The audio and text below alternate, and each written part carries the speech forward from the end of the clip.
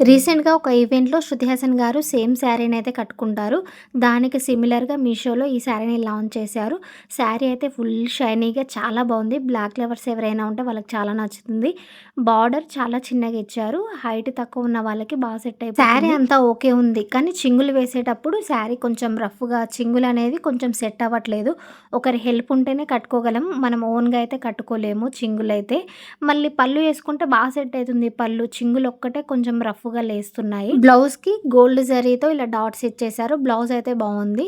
కొంగు వేసుకుంటే బా సెట్ అయితుంది గానీ, చింగుల దగ్గరనే ప్రాబ్లమ్ అయితుంది.